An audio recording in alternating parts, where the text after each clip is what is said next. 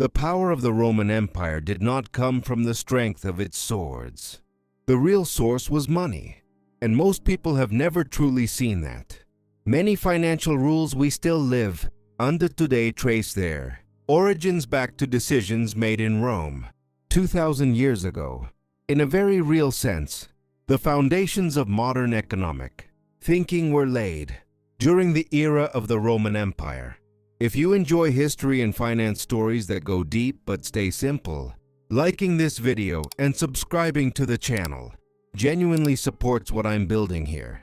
The goal is not fast information, but a lasting perspective. He who controls money controls the world. Explaining Rome's rise only through conquest is a major misunderstanding. The real advantage was that Rome treated money not as a tool, but as a system. Rome built one of history's first structures to make taxation regular, centralized, and sustainable. Conquered lands were not viewed only as military loot, but planned as long-term sources of revenue. Taxes were not collected randomly. Censuses were conducted, land was classified, and everyone was integrated into the system according to capacity. This gave Rome a steady stream of income not only during war, but also during peace. The second critical use of money was infrastructure. Tax revenues were not spent on luxury. They funded roads, ports, aqueducts, and trade networks. These investments accelerated commerce, and as trade expanded, tax revenues grew, turning the entire model into a self-reinforcing loop. This was Rome's greatest financial intelligence, not spending money, but building structures that would generate more money. Rome also used its currency as a political instrument. The coins it minted were not just a means of payment. They communicated trust, power, and stability. If Roman money circulated in a region, Roman authority was felt there. In many cases, economic attachment became even stronger than military control. This is what made Rome an empire. By controlling money, it controlled time, people, and geography. In the next part, we will examine step by step how this system expanded and how it remained standing for centuries. To understand the financial power of the Roman Empire, the most critical point is how it viewed taxation. For Rome, taxes were not seen as a burden. They were used as instruments of control and growth. Unlike many modern states, Rome did not treat taxation as a temporary fix, but as the cornerstone of a long-term system. In conquered territories, one of the first actions was not establishing military order, but measuring population and productive capacity. Who produces what? How much land exists? Where trade flows? Rome would not demand a single coin without knowing these things, because sustainable revenue is only possible in a measurable economy. For this reason, taxes were not applied uniformly to everyone. There were land taxes, trade taxes, port taxes, and even indirect taxes collected from road usage. This meant Rome did not tie its income to a single source. When agriculture weakened, trade compensated. When trade slowed, land revenues kept the system alive. This diversification made the empire resilient to crises. Another clever move was Rome's method of tax collection. Instead of sending state officials everywhere, Rome delegated tax collection rights to private individuals in certain regions. The system was flawed, but it gave Rome two major advantages. Revenue was secured in advance, and the state was relieved of operational burden. Rome also used taxation not only to collect money, but to shape behavior.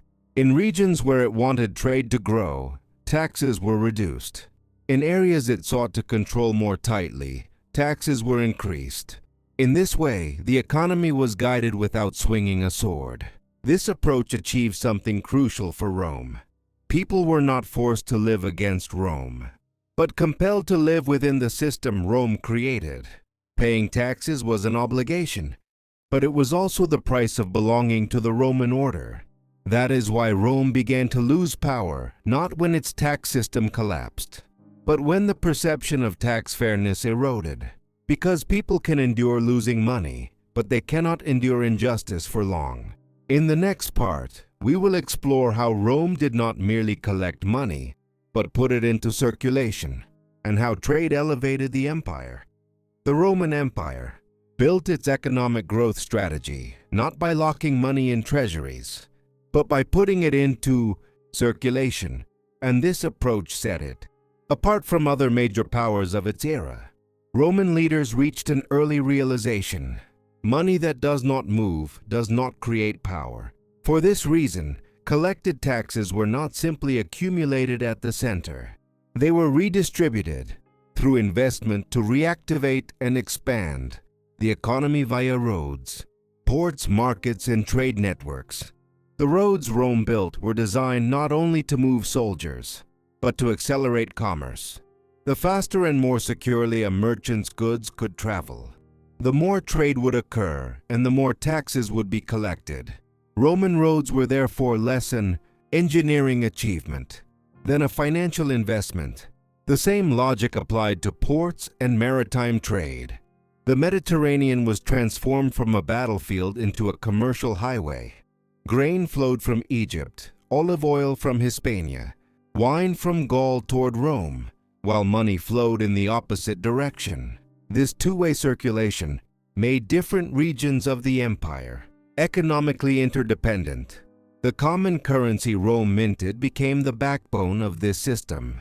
Having the same money accepted across regions simplified trade, made prices predictable, and created trust. When people accepted Roman currency, they also accepted the Roman order. Money thus became a form of power that arrived before soldiers. In some regions, Roman coins began circulating even before conquest. Here, Rome's financial intelligence revealed itself once again. Economic integration proved more durable than military integration. People who traded, earned, and benefited from the system were less inclined to rebel, because the Roman order served their interests as well. Yet this system also depended on a delicate balance. When the circulation of money slowed, trade weakened, and state spending began to outpace production, the gears started to strain.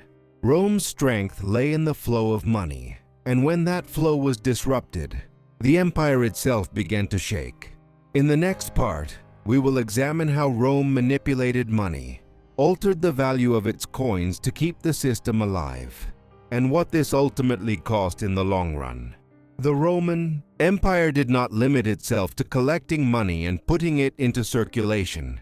When necessary, it deliberately manipulated it, and those decisions had a profound impact on the empire's fate. One of Rome's most critical financial moves was altering the composition of its currency. In the early period, Roman coins contained a high proportion of precious metal, but over time that ratio was steadily reduced. On the surface, the money looked the same and carried the same stamp, yet the silver content inside kept declining. The reason was straightforward. State spending had increased, and finding new sources of revenue had become increasingly difficult. Rome believed it could close this gap by increasing the quantity of money. In the short term, the solution appeared to work. Soldiers were paid, projects continued, and the system managed to survive. But in the long run, the cost of this decision proved severe. As money multiplied, its value fell, prices rose, and the purchasing power of the population declined. What we now call inflation appeared in Rome in an early form. As people realized they could buy less with the same money, trust in the system began to erode. Rome's strength came not only from its army, but from confidence in its currency. And once that confidence was damaged, a domino effect became unavoidable. Trade slowed, tax revenues fell, and the state attempted to solve the problem by minting even more money. This created a vicious cycle. Rome made a critical mistake here. It tried to solve structural problems with financial tricks. But money could never replace production and real value. The emperor's image on the coin remained powerful, yet the value inside was steadily hollowed out. This affected not only the economy, but the social order as well. When people stopped trusting money, They stopped trusting the system itself. In Rome's final centuries, financial instability came before military weakness. In other words, the process that led to the empire's collapse did not begin when swords broke, but when money lost its meaning. In the next part, we will examine how Rome responded to this crisis, how it hardened the system in an attempt to maintain control, and why that response ultimately failed. When Rome recognized the breakdown in its monetary system, it did not seek a solution by increasing market flexibility. Instead, it chose to tighten control, and that choice accelerated the process of decline.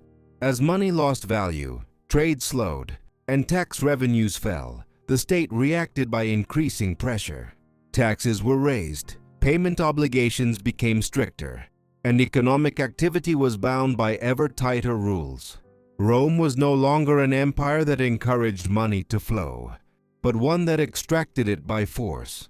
One of the most critical turning points came with state intervention in prices and professions.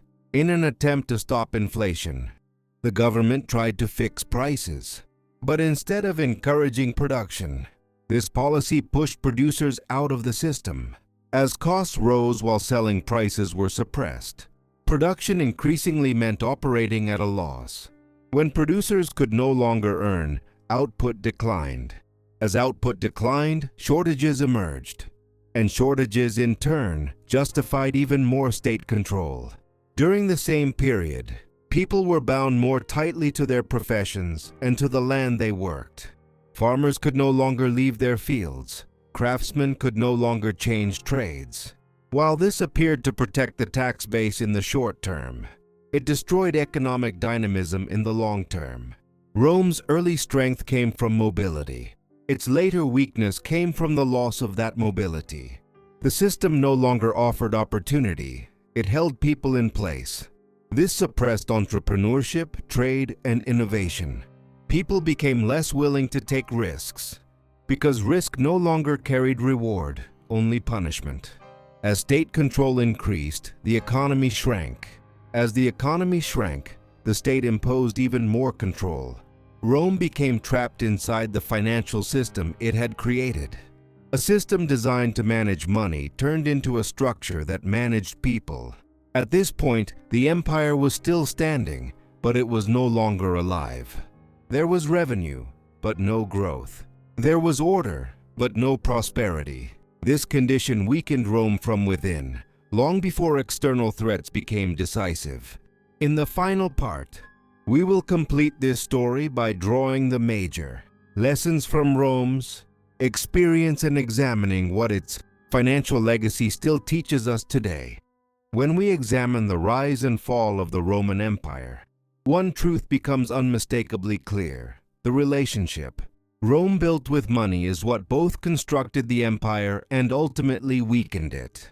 Rome used money correctly to expand its economy and, with it, the power of the empire, revitalized trade, and remained standing for centuries. It turned taxation into an organized system, put money into circulation, invested in infrastructure, and used economic dependence as a tool more effective than military force. Yet the same Rome, when production weakened, value became harder to create, and structural problems deepened, sought solutions in manipulating money and hardening control through heavy intervention. At that point, money stopped being a tool that carried the system and became a temporary patch meant to keep it alive. When trust was shaken, when money lost its meaning, and when people felt they could no longer receive the return for their labor, the empire began to dissolve from within. This story does not belong only to Rome. Many systems that appear strong today are facing the same test. Money does not create value on its own. It only carries value.